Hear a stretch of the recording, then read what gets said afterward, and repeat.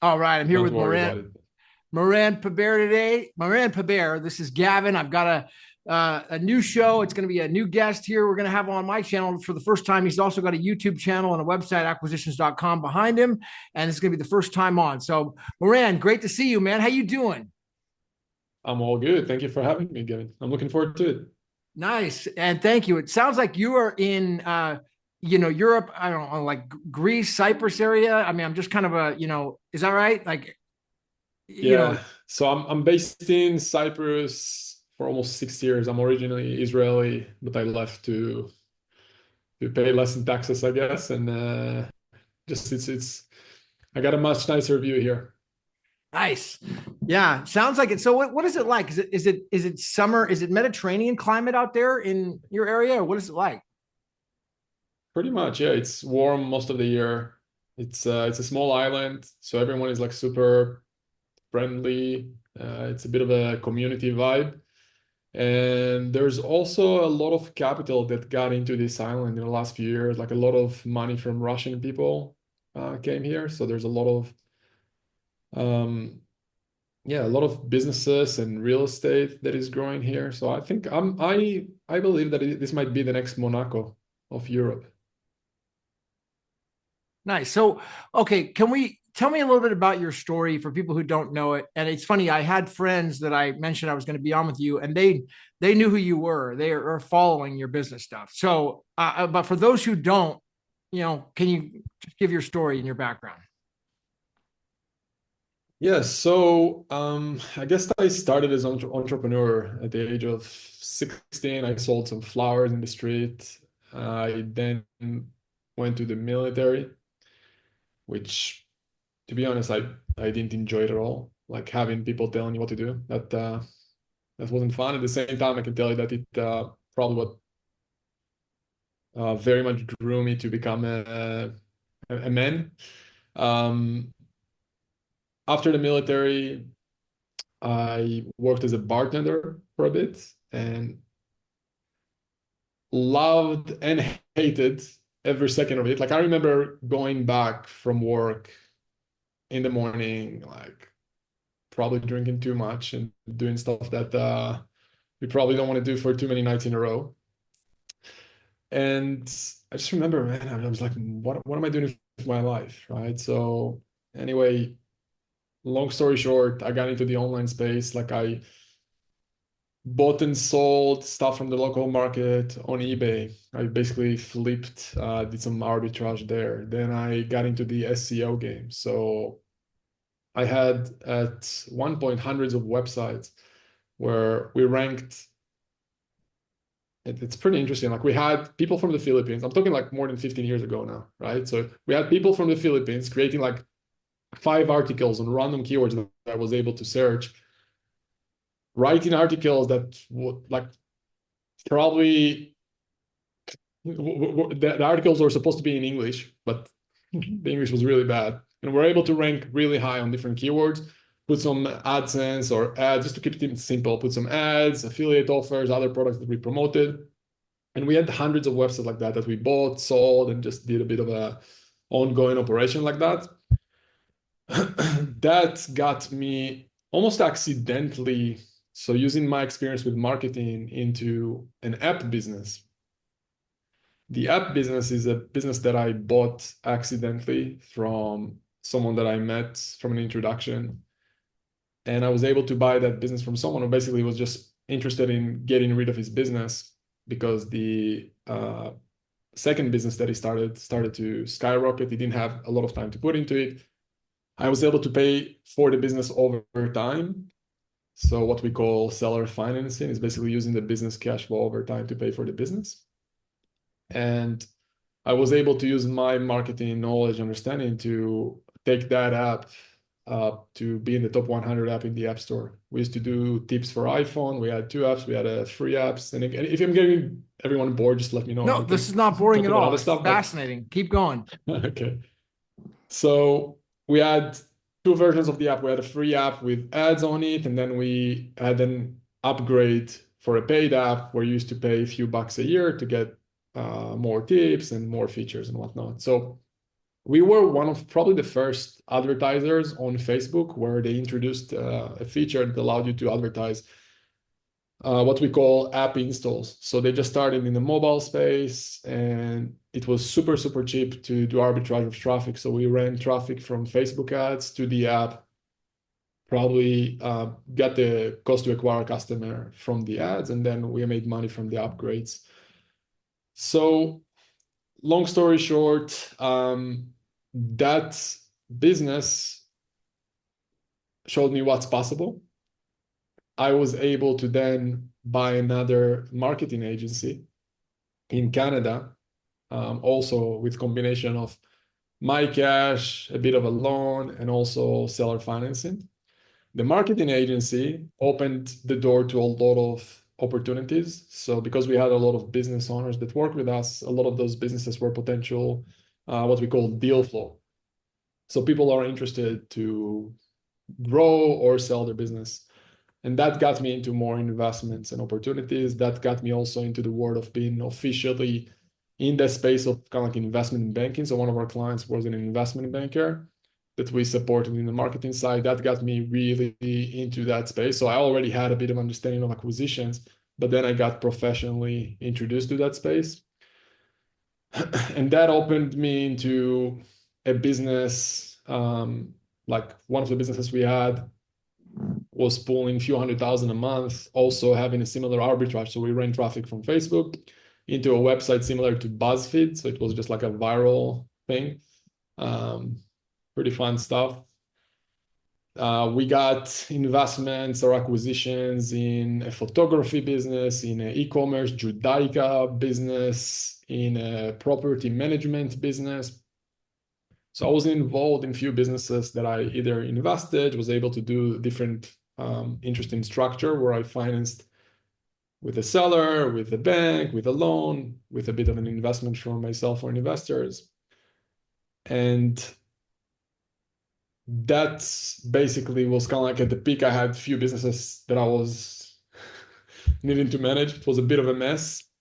So I was around 30 years ago, so it was about 6 years ago now, that I had a bit of a capital event. I was able to sell my shares in most of those businesses to one of my partners. He got a good deal. That deal, again, long story short, got me to leave my home base in Israel to have a nicer capital event. And that was the time that I really got introduced strongly into Bitcoin. So I invested a bit into Bitcoin previously, just for the fun of it, because everyone talked about it. I think it was 2018, if I recall. And then 2019, I left Israel officially. I became what we call like a global citizen, and I now have residencies in different countries. And I think that experience really led me to Bitcoin, just to get, just seeing the value of having like a simpler, boardless solution with all the banking issues I had. Just trying to open banks in different countries was a nightmare. And for no reason other than the fact that they can. So that wasn't fun. That really allowed me to see what Bitcoin can bring into the table. Although since then, I learned that Bitcoin is much more. I got introduced to Craig, right, and BSV from a friend of mine that I met in Panama, a good friend of mine who told me everything about it. And then I got into the rabbit hole, listening to everything I can from Craig, and being very much a believer in what we now see as BSV. Could probably, like everyone in BSV, probably lost a lot of money on the shitty Bitcoin, but that's part of the process. Because I'm seeing friends of mine who invested with me and stayed with the regular shitty Bitcoin, and on paper at least right now I have tons of money. But I hope that long term, especially seeing the value of what it can bring to businesses and just the world, I think it's a fascinating space to be part of. And I'm looking forward to see where everything goes with it. Oh my. Okay, great story. That was only 9 minutes right there. That was a lot. Let me just go back a little bit before we go to the Bitcoin stuff into this digital marketing because you sound like a real OG digital marketer, totally well, I hate to say self-taught. You learn from others, but you didn't go to any formal education on digital marketing, right? You're literally learning the hard way about putting the sweat equity in. So, I mean, was it the digital marketing that led you to the opportunities, your experience with that led you to the opportunities with these businesses? I mean, was it, I mean, Yeah, yeah. Okay. So, exactly. yeah. What Yeah, are so, some of the key takeaways that you really, mhm. got from learning digital marketing? I think the key takeaways from learning digital marketing, I think it's just understanding, first of all, no matter how good your product is, without marketing, you're not going to win. And that's one of my frustrations right now with BSV, that we probably need a better marketing for all of this. Yeah. And but at the same time, also understanding over time how important is a product, because a good product will promote itself over time from just word of mouth. But sometimes it's not enough. There are a lot of great, like McDonald's is not the best burger, right? But it's probably the biggest company selling burgers. So it's a combination of understanding that, yeah, marketing is super important. You can grow really fast, especially my skill and still is very much to go into businesses and help them scale their go-to market very fast. I think it's something that is very needed in any business. Like distribution for your product is super important. I'd say that's my biggest lesson. Just to not rant here, just understanding that without good distribution, without good marketing, no product will be successful. Okay. So you have all these websites that you combine off, that you get these, you get all your experience with digital marketing, and then you start to identify your first business, which was an app, and then that app becomes super successful, uh, right? And then that led you then to partners, and now all of a sudden you realize now this new business model, which is acquisition, which you probably never heard. That's not like something you'd heard about before, right? You just kind of, hey, this looks Most like a great likely, yeah. opportunity, and then you got your first business, and then it started from there, right? Or did you go to Yeah, formal exactly. And then schooling at the same time? no school. I mean, I've probably learned more than most people, right? Like I have probably, other than Craig, I've never seen someone with more books on his Audible than me. Like I have thousands in there, right? And I've seen Craig writes Audible. I can compete with him, but I'm constantly reading books, learning from people. I'm paying a lot of people still. Like anyone I can learn from, I'll send him a message. I'll be like, hey, can I pay you for an hour of your time, even if it's for a small tip, right? So I'm constantly learning. I've never had a formal education other than high school, but I'm probably investing in my education more than most people that I know. So that's a really important point, because a lot of young guys are going to see this who probably were like you, maybe at the restaurant days when you were working at that bar.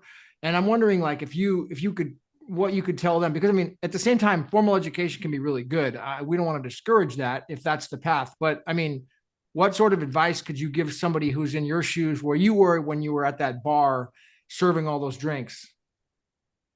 Yeah. If you could tell yourself at that time something, what would you say, to your Yeah, so I would tell him. So in my case, I'll tell him do the same, do whatever you did and just do it faster. Like trust yourself that what you're doing is right. But for a young audience that listen to this right now, I tell them first of all, like really sit with yourself and think on what you want with your life. Like for me, it was freedom. Like I really wanted to be free. And since then, I realized that it was more of a spiritual pursuit of freedom versus like financial pursuit, although they come together.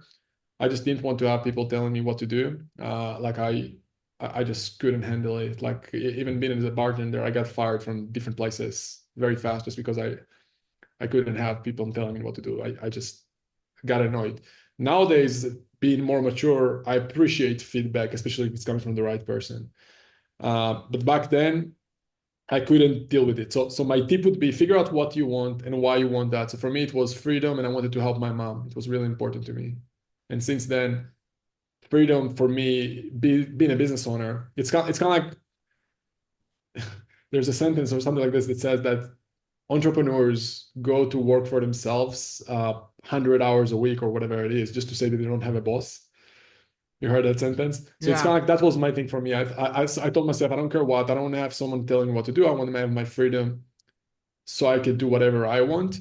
And I just had that goal, and I just, when you're certain about what you want, and it's really what you want, because many times, especially nowadays, it's very easy to hear everyone else's ambitious, especially on social media, and think that you want that goal as well.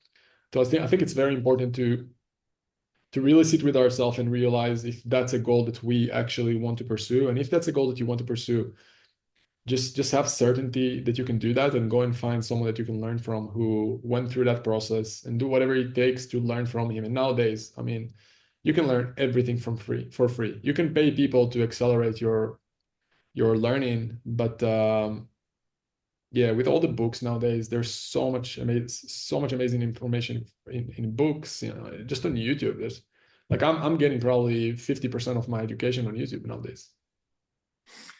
So it sounds like you made up your mind about the goal of freedom and helping your mom. Those were pretty specific, but it wasn't like it was like financial freedom and then it became spiritual freedom.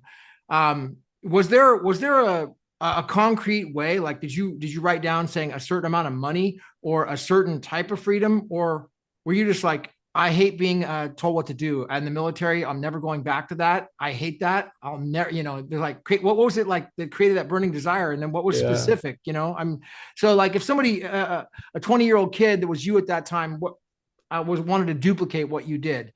I mean, is it enough just to say, hey, I want to be free?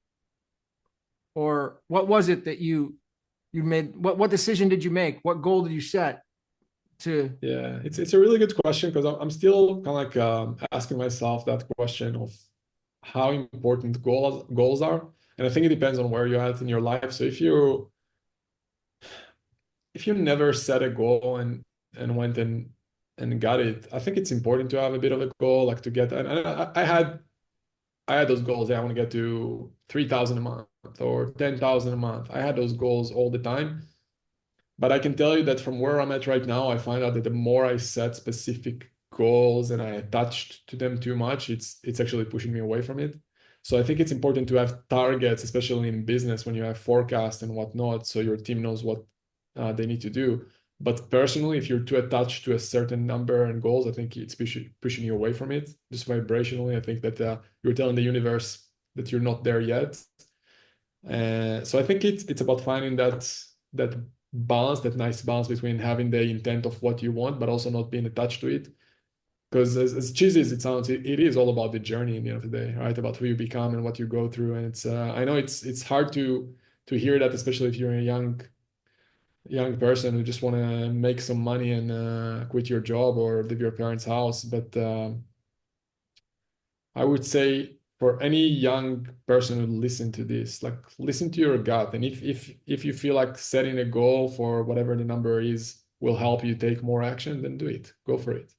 But understand that like you can take the action without thinking about your goal all day long. I think that that's important.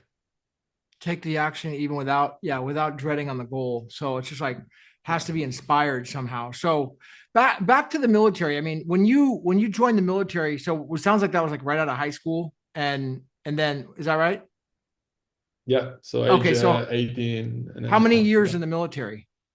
3. So as Israel, you gotta, Did it's you mandatory get for guys to do three did you years. get did you get fed up and quit, or was it like a process or whatever, or how does it work? I mean, with the military. So so I'm Israeli, so as Israel, you got to go to the military. No matter as a guy, you got to go for 3 years. Girls, depends on what you do, but at least 2 years as well.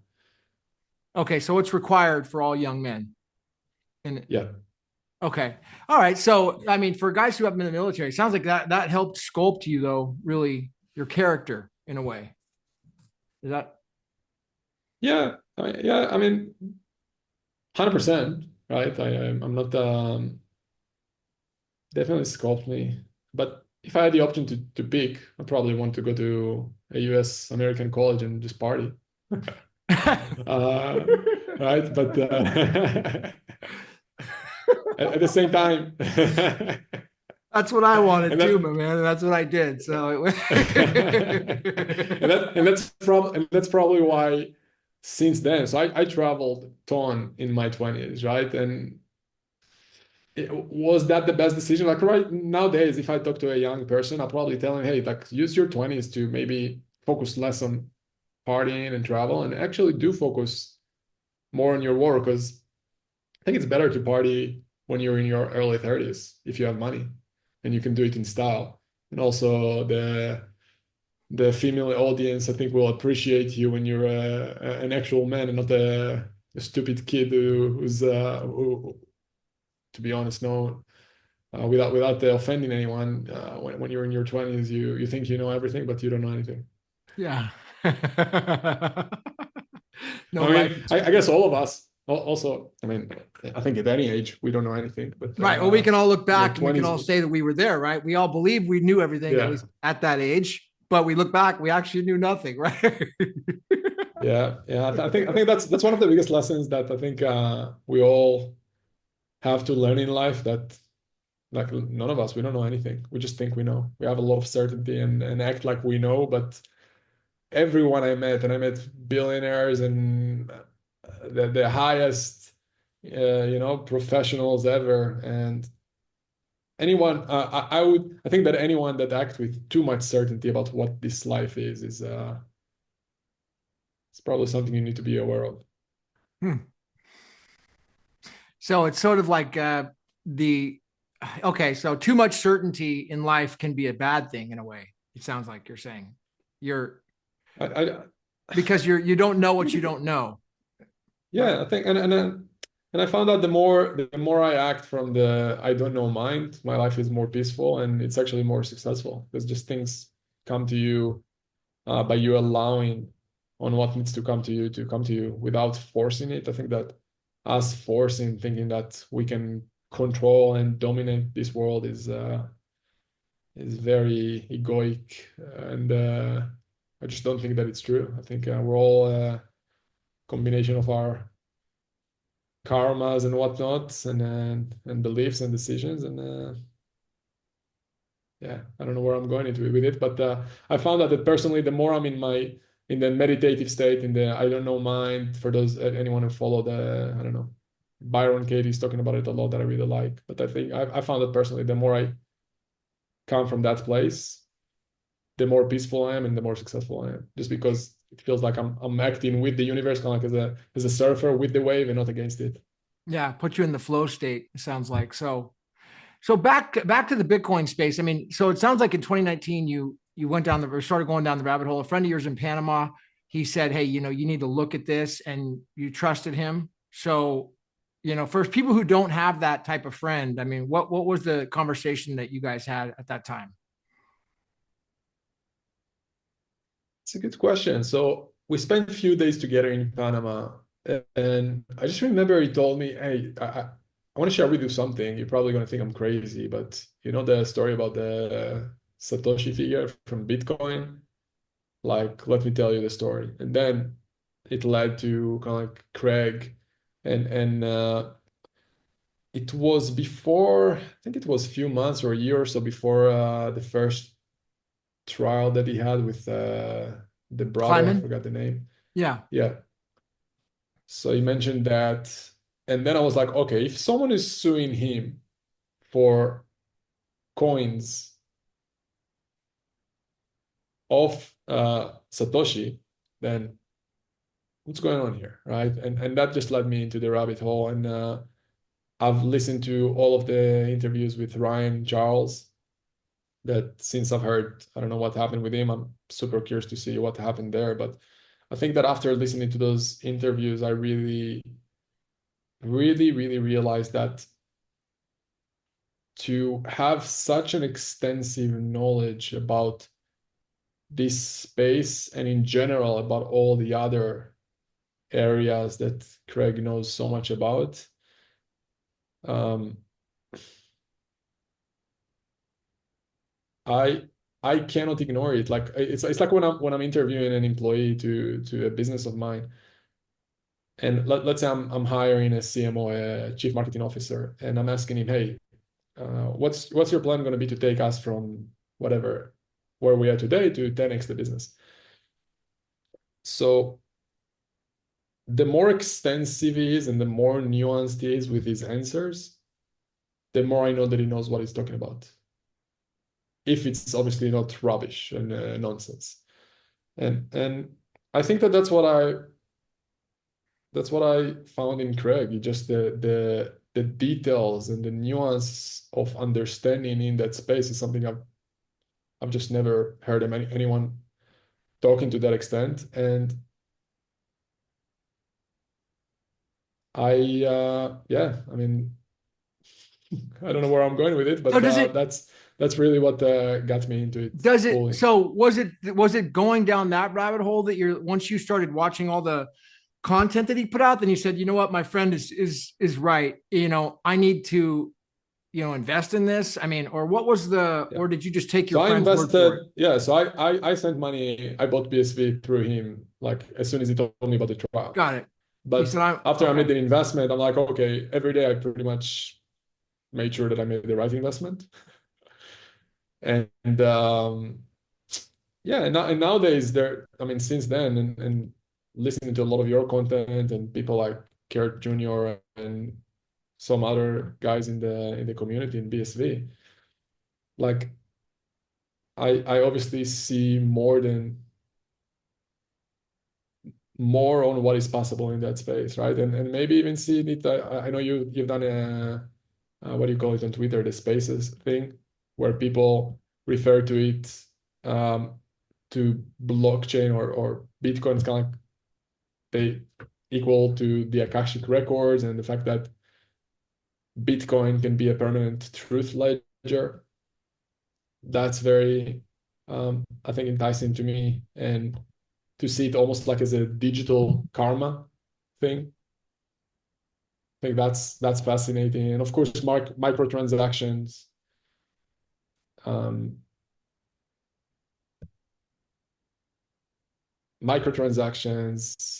also the fact that yeah, this can unify people, especially now with all the politics and people that hide things and lie. Bitcoin might be able to protect a lot of that.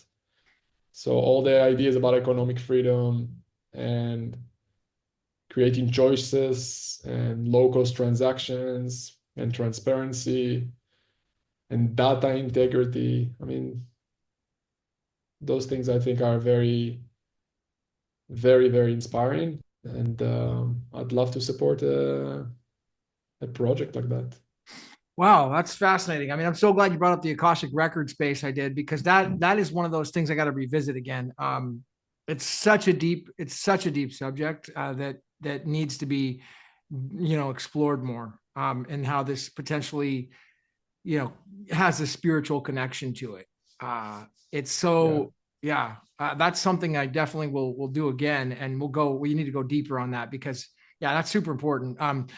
So like the Bitcoin space. I mean, do you think, where do you, as a business, as an entrepreneur, where do you see that things need to improve? I mean, are you seeing any investment opportunities in businesses, or any like challenges that you're concerned about?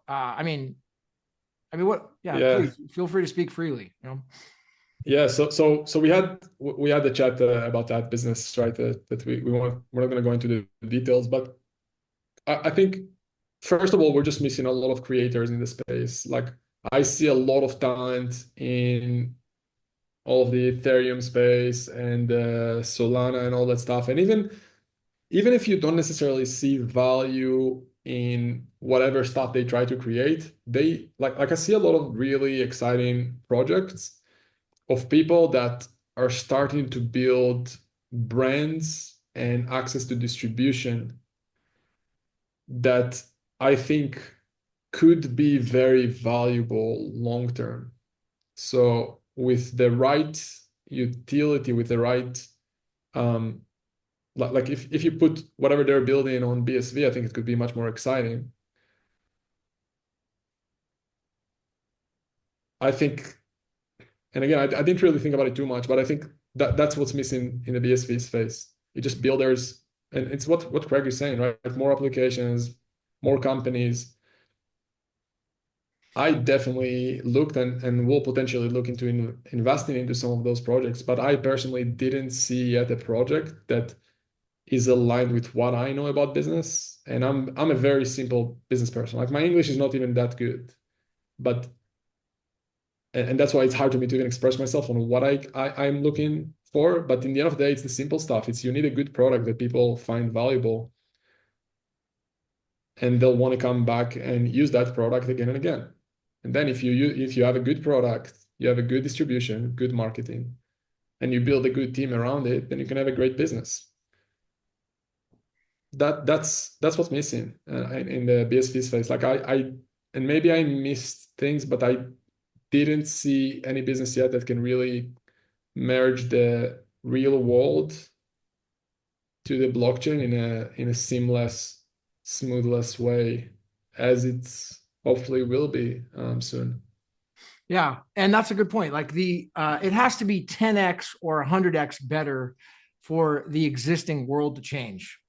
You know, if you're trying to make a different or comparable product, it has to be like literally 100x better almost. I mean, 10x may not even be enough because the cost going into changing. So, you know, with until we have that, that it's clear and specific, then it's going to take time to evolve. You know, so but Yeah, yeah, and people don't want also like Craig saying like you want it to be plumbing. Like people don't care that it's Bitcoin like and the promise of hey just buy Bitcoin for the price to go up. Yeah, no one cares about it in his day to day. Like the regular everyday Joe is not going to buy Bitcoin and just for the promise of it to go up. But if there's a way for him to use an application or a game that again, I see a lot of people are starting games. I'm not really too much involved into what games are out there in the crypto space, but I see a lot of people are trying to build games um, in other platforms, right? So I think something like that, a game or some kind of an application where Bitcoin would make sense, I think would create massive value to the space. But I think it's easier said than done. I think I personally still don't understand how you can bring and if I saw the option, I would probably get into it myself. But I don't see how to bring Bitcoin into the day-to-day small businesses, which I know a lot about. Like I'm involved in a lot of like super small old school businesses like home services, HVAC, engineering companies, like super boring businesses. I still don't see how we can bring value with Bitcoin, with microtransactions to those small businesses. I don't. And if I had the option to bring those guys, I think that'll be awesome. But even with some of the businesses that we discussed, that I shared with you some of the struggles that I see there, there's a lot of, I feel like some people try to build businesses around a topic, but the real value, like there's no real value to use Bitcoin in those businesses, at least right now. That's what I feel like we're missing. Like, where's the real value of having, like, like we said, the ledger in there, or having microtransactions in there? Because microtransactions, like, I don't know if I agree 100%, for example, with the micro payments for content that I've heard Craig talking about. And I might be wrong. I think there is value to the advertising world. And I think there is value to having free content out there on social media. I think that that's what makes social media interesting. And you wanting to follow in people. Like, I don't know if I'll follow 90% of the people that I follow or watch some videos if I had to pay them. I might be wrong, but I feel like something is missing there in the business model. And I feel like in the political space, in massive companies, in massive transactions, yes, I can see the value there, like in the medical space, in the voting um, mechanism. I see the value there of having Bitcoin, but I don't see that yet in the small business space personally. And I might be, maybe I just need to do my research better.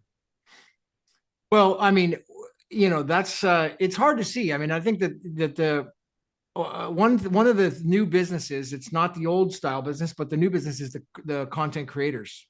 You know, there's this Mhm. wave. It's a giant business. It's massive now. It actually content creators did more revenue than the whole NBA last year. So it's Yeah. a huge business that people are like, huh? Content creator? What's that all about? Those people are getting paid by their fans and the consumers directly. And I think that potentially could be the untapped, like the whole thing, because it's not an old business. It's all online, right? And they need a way to get to interact and get paid without hopefully a Yeah. middleman, you know? Yeah, And I would love to see something like that working, but I don't know if you want to get into it right now, right? On some of the stuff that we discussed, but if the platform is still if the platform is taking a percentage, then where's the value of the micro transaction if the platform is anyway taking 20%? Then you also have the credit play in every SaaS software as a service company out there. Yes, maybe you cannot do microtransactions, but you can buy credits for $10, for example. And those would basically be equal to multiple microtransactions. I do see the value of getting paid immediately on the influencer side. But even then, I think that the reason that the platform, most of their existing platforms are not playing influencers right away is because they need to protect their merchant account and chargeback issues and whatnot. So I don't know what's the solution for that in the Bitcoin space. I think that there is some value in having a chargeback process, and maybe it's still doable with. I mean, it is doable with Bitcoin. If there's a chargeback process and the person wins, then I guess it can be taken from the wallet. But yeah, I feel like we're still far away from seeing like an immediate like slap in the immediate, face type value. yeah. So have you had the chance to really look into the stuff that BSV Association is doing with, like, for example, the rules they're putting in place with, like, called NAR, DAR, things like that, where you're having a Not set of enough. rules, or no? I, And I the would only love reason to. Yeah, if you reason I brought want, it up was tell me because in a few you words. mentioned Yeah, something yeah. about, like, the arbitration, or I'm sorry, about the chargeback, and I'm just thinking Hmm. that it seems like that's a potential future involvement, is where, like, if there's a dispute between the, I guess it would be the miner and the issuer, then there are rules in place saying, hey, here are the rules, follow these rules, and if you have an issue, and now those would be for larger. At this point, it's more for larger, things. Your Yeah, everyday, your everyday cash transaction for $5. I don't know if there's a solution for that yet. You know, um, I don't yeah. think there is. You- You're right. I mean, that can definitely help. I think just thinking out loud right now. So yeah, if that is solved through the rules and their enforcement system that I just opened here on my browser, I think that could be a great solution. I think another thing that probably we need a solution is just a smooth way to buy BSV Totally. and to interact with it on a regular basis. I know we had a chat on just us wanting to buy a certain amount of BSV, and it's not easy.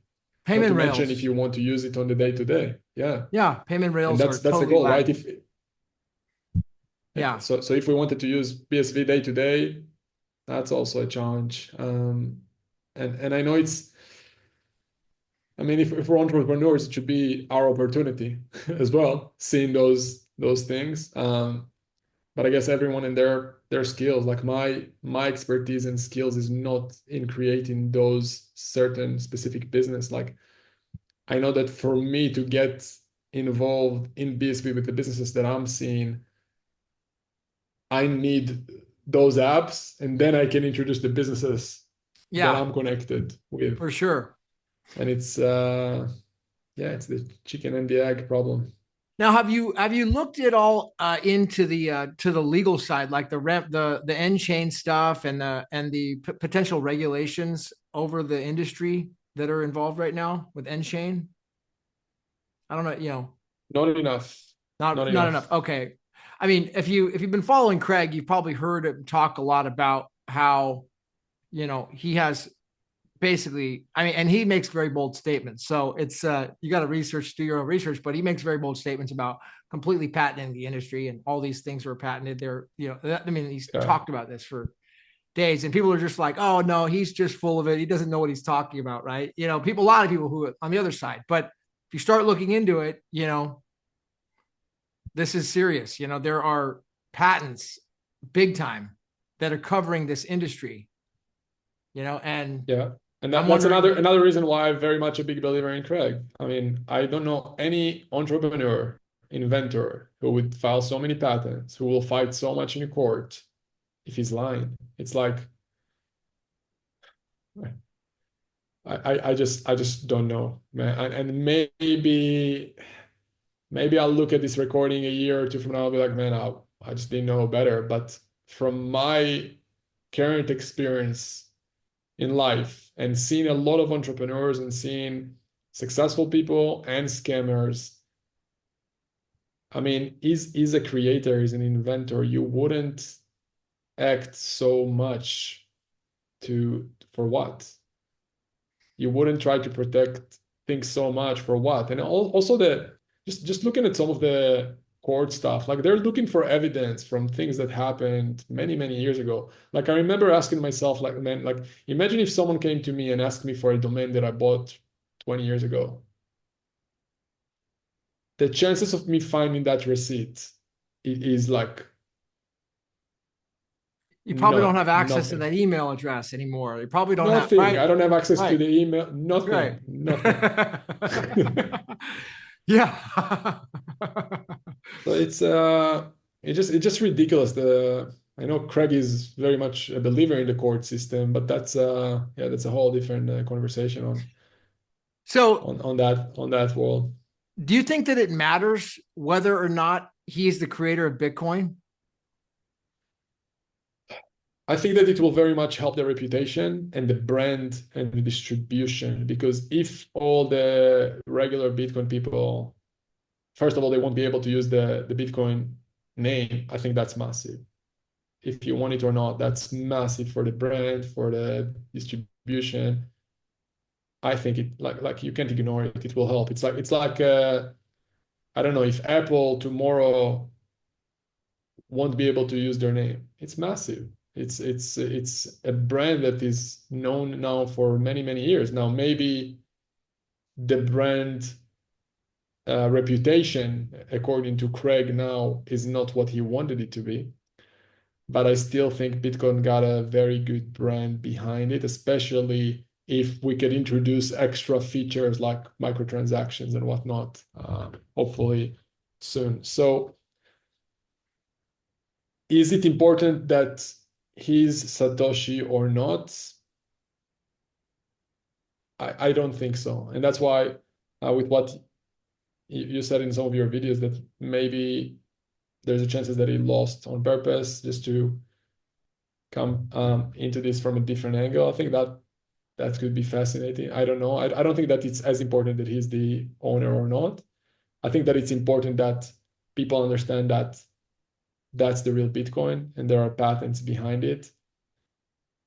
And I know that Craig is very much against the VC world and the VC people. I think that if that crowd will come into real Bitcoin, I think that will be a massive win because there are smart people in there, like all the young entrepreneurs who are creating AI companies and crypto companies. They're all going into not all, but a lot of them go through the VC routes and investments and whatnot.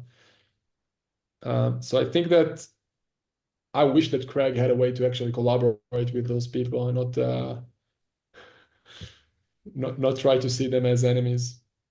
Yeah. Yeah. We have to be a voice of a bridge, and I really hope that people like you and I can be a voice of reason to everyone, like we're not here to just say, oh, Craig is the best or not. It's like I really hope that we can be, I mean, I can remain open-minded and that I would embrace whatever the best way forward is, whatever makes the most sense, that it's legal, that it's compliant, that it's going to work. I'm all for that. It sounds like you're the Yeah. same way. Truth in whatever works, Yeah, you know, exactly. Truth in Craig or no truth, Craig. finding truth. Yeah, Exactly. I I agree. Finding truth, and also remembering that it is, and again, those are Craig words as well. Like it is about value and utility for people. Like even if you look at companies like Nvidia, the reason that their stock went up so much is because there is utility for their product. I think Nvidia is actually a good, maybe could be interesting to compare to, because like not the What's the best story comparison, behind but NVIDIA? so What's they're creating all the chips behind AI, for example. So for example, companies like ChatGPT won't necessarily like wouldn't be able to do what they're doing without a lot of the stuff that NVIDIA is doing. So NVIDIA became such an amazing company because they allowed companies like ChatGPT and a lot of the other big ones to grow. I think that's what we're missing. We're missing our ChatGPT app on the BSV network to really make people understand what's possible. And then the Bitcoin brand and the Bitcoin product, I think will scale just by having some of those front end applications and companies grow. yeah.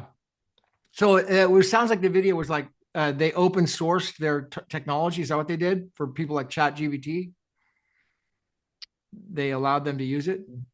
They allow people to use their chips that are allowing a lot of the AI companies to process their yeah, I'm not the best person to explain that, but like without the NVIDIA chips, you wouldn't be able to have like companies like ChatGPT or the Meta AI models or whatever Twitter is now trying to do with Grok or Claude or all those guys. A lot of them are using a lot of the technology that is coming from NVIDIA. Okay, so it sounds like we can learn a lot from them. Um, yeah. So what? All right. I mean, what are you working on right now? Are you focused with your business with acquisitions? I mean, what is your day to day? I mean, where are you focusing all your time and right now? Yeah, so acquisitions.com allow us to come in front of buyers, sellers, and we also have advisors, kind of like our own brokerage, like investment banking, similar to a business brokerage under acquisitions.com. That's our main focus. So we have people who are looking to buy businesses, sell businesses, and a lot of people that help them in the process. And then on the back end of it, I also own a company called rollups.com. So that allows us to also partner with some of those companies on the back end and do what we call consolidations of sectors or roll-ups, which we're working on as well at the same time. That's my main day today. Very much I'm excited and learning a lot about the world and the space of AI. So I made an investment in an AI company, and I have some other investments in random small companies or similar small properties. But AI, yeah, back to AI. I think that's something that I'm very, very excited to see where that'll go. Because especially in my space, I think it's going to make I think it's going to make a big. It's going to give a lot of value to small businesses. I think it's already bringing value. So I'd love to find a way to maybe come from the technology angle with AI, so we can add value to small businesses as well.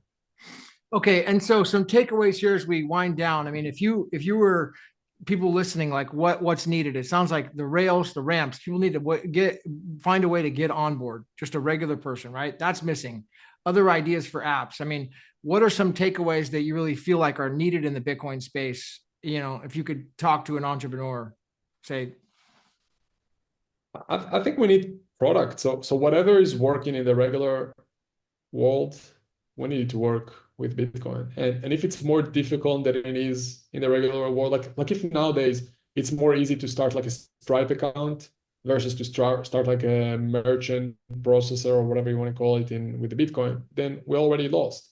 There's yeah. no reason for me to use Bitcoin unless I find, like you said, 10 or 100x value uh, from that. So I think simple apps that are already working in the everyday world. I think that's important just to have a simple onboarding to that space. And then if we had amazing apps or games or some of the stuff that we talked about, I think that that'll be massive value to the economy. I mean, with the AI company that I invested in, like I wish there was a way to get Bitcoin connected to it, but I just don't see a way for it to add value to each other. So I don't want to be forcing bringing Bitcoin to it just for the sake of saying, hey, I'm trying Yeah. to Yeah. bring in Until you Bitcoin. see, hey, look, there's going to be a 10x increase. Like you guys can do this much better. That has to be the Exactly. value add has to be there. I think that's credit to guys like Michael Saylor because he is a great salesman. Have you watched him, Michael Saylor? I mean, well, people disagree with a lot of Yeah. stuff he says. You know, the guy's a great salesman. We need we need to have salesmen like that, adding the value. Like, look, here's the value add, everybody, and I hope that I can be a voice like that. It's You're doing great. You are, I think, bringing a lot of that value to the BSV community. I think I agree with you. I think we need those leaders that will show what's possible and what's the value to the everyday person. Yeah, And you're doing great, man. yeah, definitely. I You mean, are going to be the next. You are the our Michael Saylor. thank you. Well, Just let's hope we a good looking better good looking better version of looking it. version than him for sure. You know, hopefully. All right, where can people find you, Moran? And also, it sounds like you're on YouTube for sure. You got a YouTube channel, X. I mean, Yeah, where can people look you up? yeah. I just all over. Yeah, just Moran Pober. Just yeah, hit me up Twitter, YouTube, whatever. I need to do better job on my YouTube, but yeah, I'm available on Twitter for sure. If there's anything I can do to help. Yeah, nice. Well, this is great, man. I hope we can do it again sometime, and you and I will stay in touch because I'll tell you right now, there's a lot of young people who will watch this, and they're going to be. I mean, personally highly inspired to go back and look at my goals and my where I'm going, and do I have my purpose clearly defined, or am I just kind of blowing in the wind? You know, and Yeah, yeah. you And really, I'll just add I'll add two words on it. I think it's as important to have a goal that you go towards to, but also what you go against from. Like, I think it's as important to have a negative visualization on what can happen if you're not going to take action. Like, where are you going to be in 5, 10, 20, 30 years if you're going to be the worst version of yourself. I think that this can be as motivating as a positive going towards goal.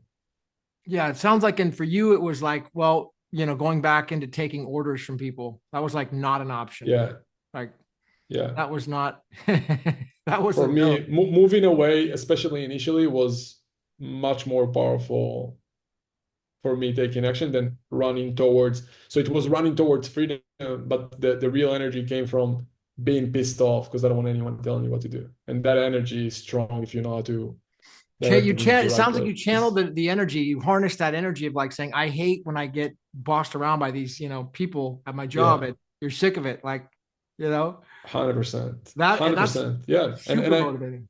And I see it now. Like now I don't have that much of a like a energy like forced energy. And I don't know, it might be better because things are coming more smoothly, you can say, but it's not, I don't feel like it's as like intense and powerful. So I think there's value to it as well, especially when you're young.